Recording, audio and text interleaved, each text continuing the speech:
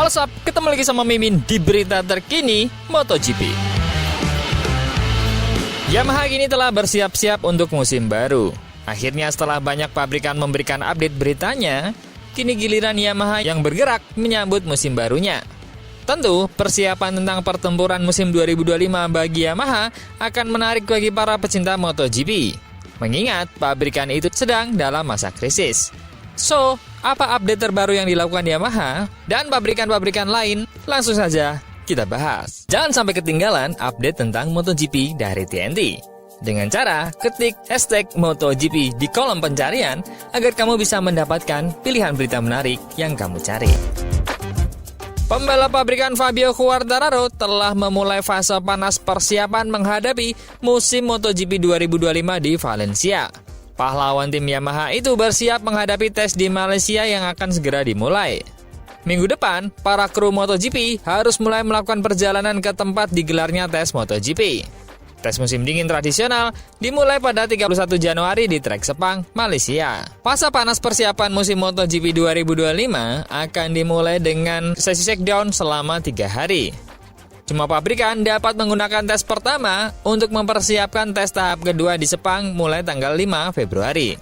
Namun pada awalnya, hanya pengemudi-penguji yang ditunjuk secara resmi dari pabrikan yang diizinkan memasuki sirkuit.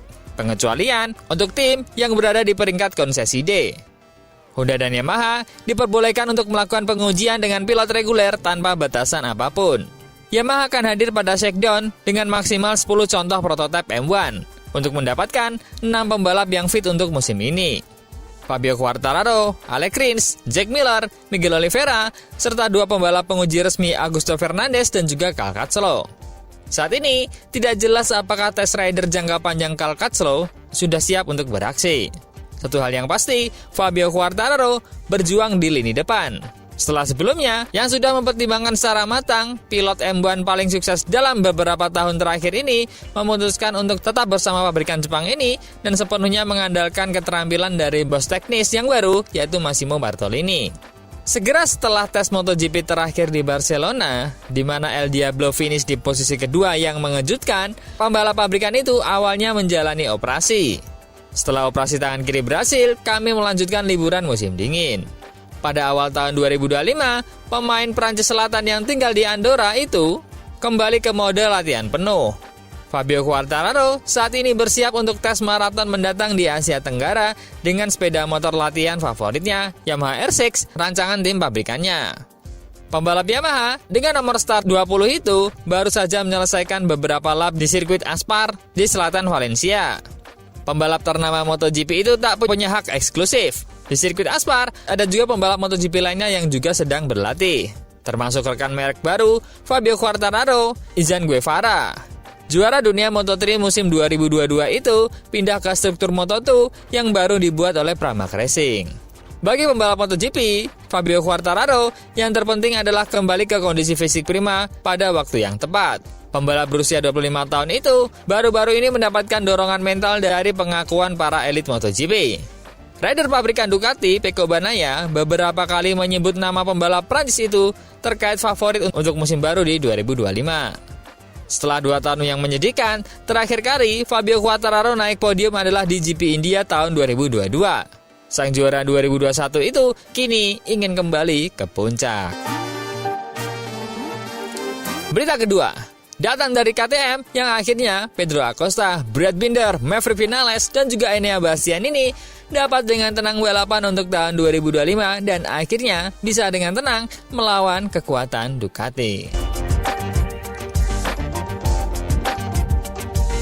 Harapan KTM untuk mendapatkan modal segar dari investor eksternal tampaknya meningkat karena kontribusinya dikabarkan mencapai sekitar 900 juta euro. Pabrikan Austria itu memasuki tahap administrasi mandiri pada akhir November dalam upaya untuk mencegah kebangkrutan di tengah krisis keuangan besar. Berbagai upaya telah dilakukan untuk memastikan kelangsungan hidup, termasuk pembekuan sementara produksi hingga Februari, pengurangan jumlah pekerja, dan pengurangan aktivitas balap pada tahun 2025.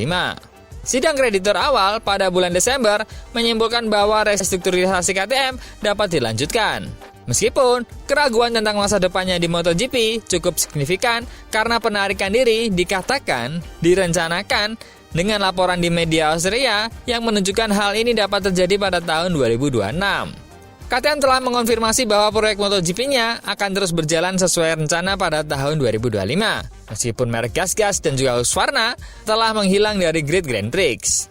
Dalam beberapa minggu terakhir, KTM dilaporkan telah memperoleh minat signifikan dari investor luar untuk membantu mengumpulkan uang yang dibutuhkan guna melunasi 30% utangnya yang dikonfirmasi berjumlah 1,8 miliar euro. Menurut laporan terbaru dari GP1, investor KTM diperkirakan telah menjanjikan sekitar 900 juta euro. Pemegang saham saat ini, Bajaj Auto dan juga CF Moto, diperkirakan akan meningkatkan investasi mereka. Sementara GP1 melaporkan bahwa beberapa perusahaan ekuitas swasta juga dapat terlibat. Karena situasi KTM semakin positif, dalam beberapa minggu terakhir, harga sahamnya pun meningkat sebagai responnya. KTM akan menghadapi kreditor pada tanggal 25 Februari dalam sebuah pertemuan di mana rencana restrukturisasinya akan diputuskan melalui pemungutan suara. Pada peluncuran Aprilia minggu lalu, CEO merek Italia itu mengatakan situasi KTM merupakan peringatan yang harus diperhatikan MotoGP karena ini merupakan bukti bahwa banyak elemen seri tersebut masih terlalu mahal. Rivola juga menyatakan keyakinannya terhadap KTM tidak akan dipaksa meninggalkan grid MotoGP karena krisis keuangannya saat ini. Kepala olahraga motor KTM Pete Bierer mengungkapkan awal bulan ini bahwa merek tersebut tengah menjalankan rencana 100 poin untuk menyelamatkan sisi balap bisnis tersebut, termasuk mengurangi jumlah pembalap pabrikan menjadi 40 untuk tahun 2025. Dan KTM memulai musim 2025 dengan kemenangan di Rally Dakar. Namun, tak hanya itu, karena dengan adanya suntikan dana, maka akan ada konsekuensinya. Pirer Mobility Group telah mengumumkan bahwa CEO-nya, Steven Pirer, akan meninggalkan jabatannya. Pirer juga akan meninggalkan perannya sebagai CEO KTM AG dan menjadi co-CEO dalam kedua jabatan tersebut yang diberikan kepada Godfred Neumeister, yang bergabung dengan struktur manajemen PMG sebagai co-CEO tahun lalu. Steven Pirer akan menyerahkan jabatan CEO Pirer Mobility AG dan juga KTM AG kepada Godfred Neumeister. Demikian bunyi pernyataan dari Pirer Mobility Group yang menambahkan bahwa Tuan Pirer akan terus mendukung Neumeister sebagai co-CEO selama proses restrukturisasi. Terkait pengumuman pengunduran dirinya sebagai jabatan CEO, Pirer berkata, "Bagi saya, KTM lebih dari sekedar perusahaan. Itu adalah merupakan gairah misi dan juga keluarga. Keputusan untuk menyerahkan kendali bukanlah keputusan yang mudah. Saya sangat yakin bahwa Godfred Neumeister dengan visi strategis dan komitmennya adalah pilihan yang tepat untuk memimpin KTM menuju masa depan."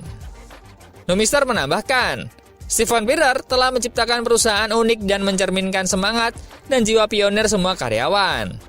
Saya melihat tugas saya untuk melestarikan warisan ini dan pada saat yang sama merintis jalan baru. KTM melambangkan keberanian, inovasi, dan gairah. Nilai-nilai yang akan kami terus junjung tinggi dan bawa ke masa depan. Bersama tim kami akan terus memperkuat KTM dan menetapkan standar baru untuk membangun sepeda motor terbaik di dunia. Berita tentang penggantian CEO KTM dan PMG muncul hampir 1 tahun sebelum masa jabatan Pirer saat ini sebagai CEO berakhir pada 31 Desember 2025. Selain itu, hal ini terjadi di tengah kesulitan keuangan yang dialami KTM AG yang menyebabkan memulai proses kebangkitan yang masih berlangsung dalam upaya menghindari kebangkrutan. So, dengan Yamaha yang sudah semakin yakin dan juga KTM yang sudah dapat suntikan dana, apakah kedua pabrikan ini dapat mengancam Ducati di musim depan? Menurut teman-teman gimana? Coba komen.